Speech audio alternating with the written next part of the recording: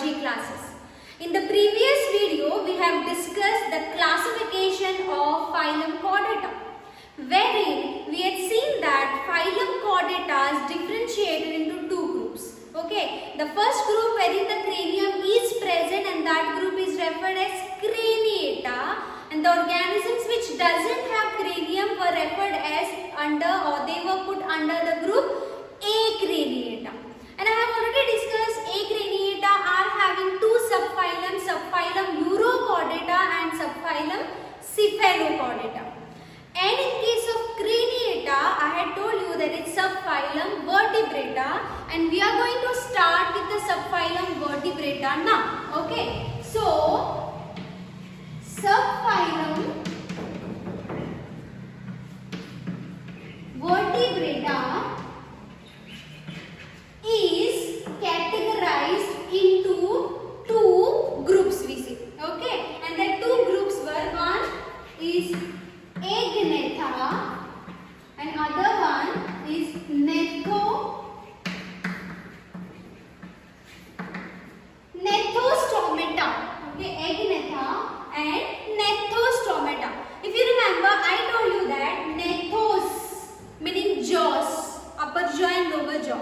Okay, now Gnathos is jaws, so the organism which has that jaws are Gnathostomata.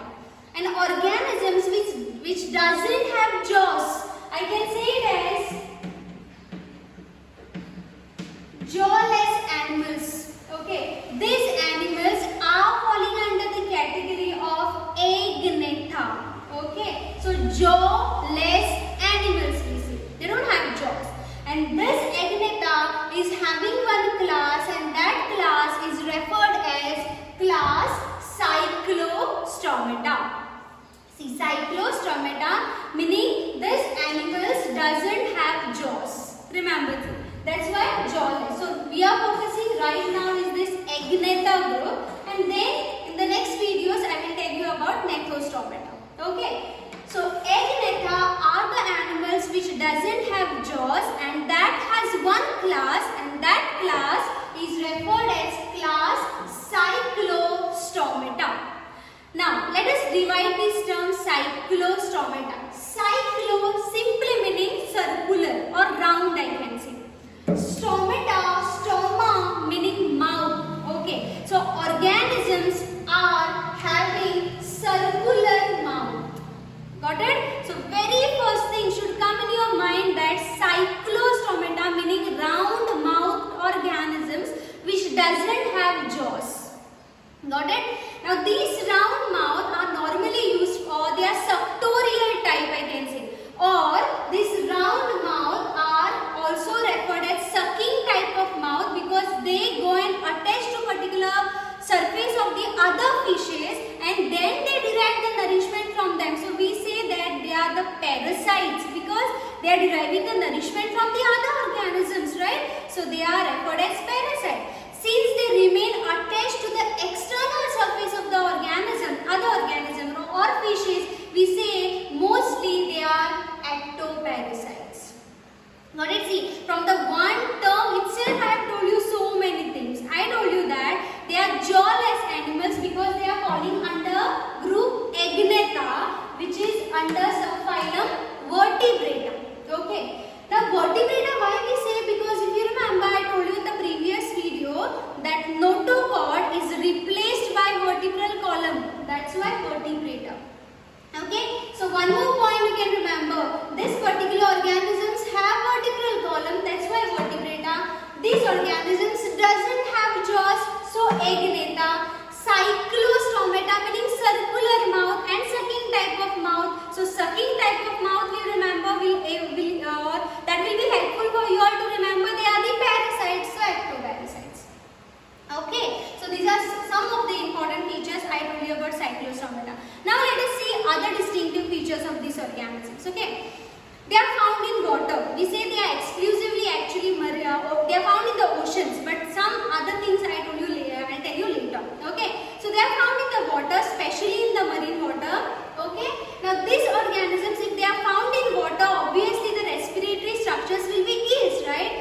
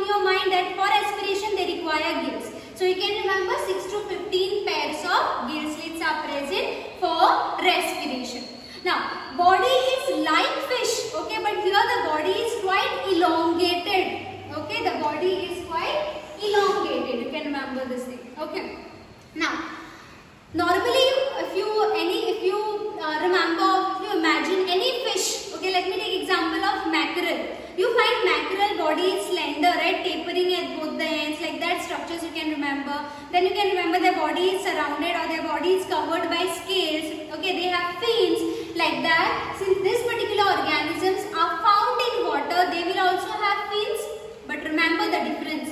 In case of other fishes, the body is covered with scales. But these are the organisms which doesn't have scales on their body. Got it?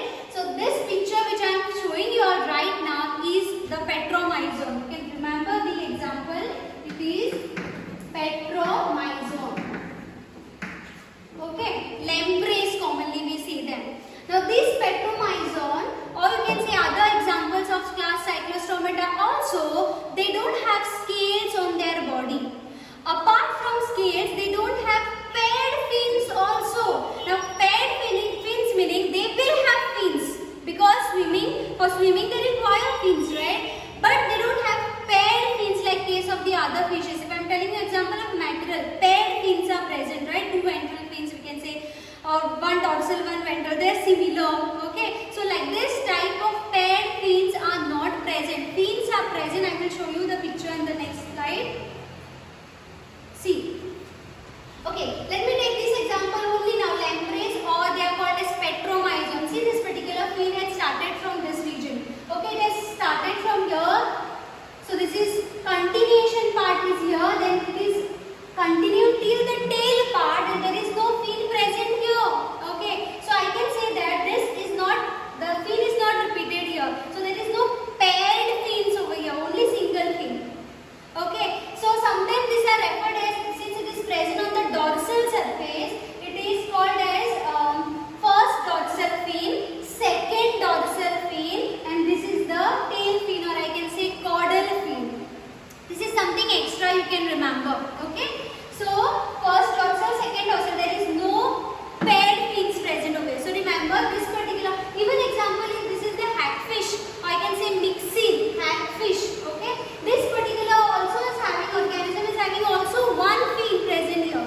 See, scales and paired fins are absent. They are devoid of scales and paired fins. Remember this thing. Okay.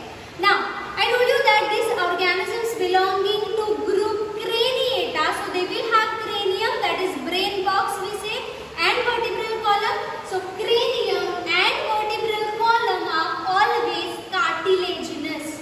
So normally if I am considering same bony fish, that is mackerel, okay, they are having vertebral column which is made up of bones, right? But here vertebral column and cranium is made up of cartilage. Okay, now they have closed type of circulatory system, because we have moved to hierarchy level now, because all the organisms will have closed type of circular system. Okay, that is well developed. The blood vessels, veins you can say, all capillaries, everything is well developed now here. Now one speciality of this particular organisms, okay, one more thing I tell you about this first hagfish. This hagfish, there is circular and sucking type of mouth, but at the mouth region there are some tentacles present. Okay, and these tentacles along with that sucking type of mouth help these individuals to go and bore to other fishes, especially the dead fishes and all, or you can say live fishes also. Through these tentacles they bore through some of their fishes and derive the nourishment from their soft tissues or visceral tissues we can say. Okay, so these are actually acting as a borer also. They can go inside the through openings, I can say, they go inside they just bore inside the other fishes and derive the nourishment. Okay, one more peculiar feature about this particular organisms, that the adults, okay, you can say female and both the males and females, during spawning time, meaning during their gamete release, they specially migrate to fresh water. They goes to river, lakes, nearby lakes or rivers, or I can say fresh water. They spawn there, meaning they release their gametes there. External fertilization will take place in the fresh water, wherein the fertilized egg will develop into hatchlings, or I can say larvae, and then larvae after a particular period of time will return back to oceans, marine water. Okay, and then the adult will be forming. And again, once the adults have formed, during their release of gametes or during their spawning time, again they will come back to the rivers or I can say fresh water. They will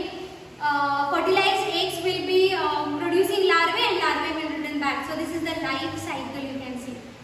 Very wonderful, fascinating thing about this particular individuals. Okay, so I have told you today the class Cyclostomata, which belongs to group Agnatha of subphylum Vertebrata, and subphylum Vertebrata is under phylum Chordata. Okay, now class Cyclostomata, meaning first thing you should remember that they have circular type of mouth, sucking type of mouth. That's why they are ectoparasites. Okay, I told you that they have elongated body which doesn't have scales and paired fins. Remember this thing. Then since they are in the water, they require gills for respiration. So they will be having around 6 to 15 pairs of gill slits present. Okay. Then I told you that these individuals are adults specially migrate to fresh water for spawning and return back. The larva return back to oceans to develop further into adult life. Okay. Then I told you about these hagfishes. They have the circular mouth. Apart from that, they have the I can say tentacles. Through that, they can bore inside the other fishes. Okay. So this is one example, Petromyzon, which is called as lamprey, and this is Myxine, which is called as hagfish. Hagfish. Okay. So Myxine. These are two examples of class Cyclostomata. Myxine. Okay. Now in the next videos, I am going to discuss with you all the next group, and that is Gnathostomata, the organism which has jaws. Okay. Thank you everyone.